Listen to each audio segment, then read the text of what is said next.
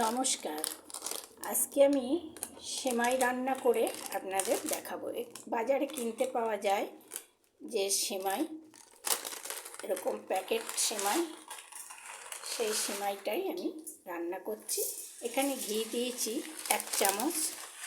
ঘি দিয়ে আমি এটাকে আগে ভেজে নেব। এই প্যাকেটগুলো 10 টাকা করে নেয়।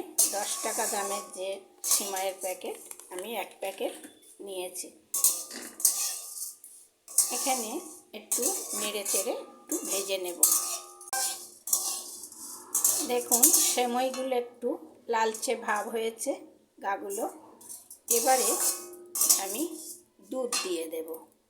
এখানে আমি গরুর দুধ 750 দুধ জাল করে ঘন করে নিয়েছি। জাল দিয়ে 750 দুধ আমি দিয়ে দিলাম। হাফ কাপ চিনি দিচ্ছি। মিষ্টিটা আপনাদের পছন্দ মতো দেবেন, কম বেশি।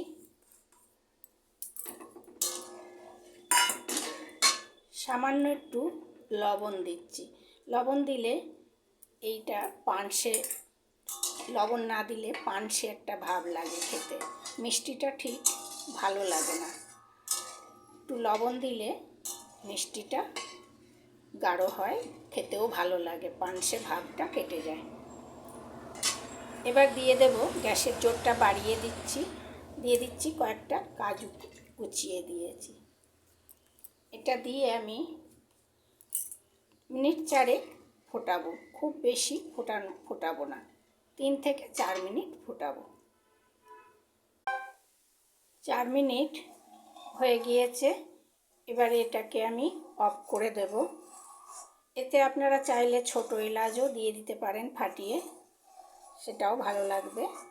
আমি দিলাম না ছোট এলাচ। হয়ে গিয়েছে। এবারে আমি গ্যাসটা অফ করে দিচ্ছি।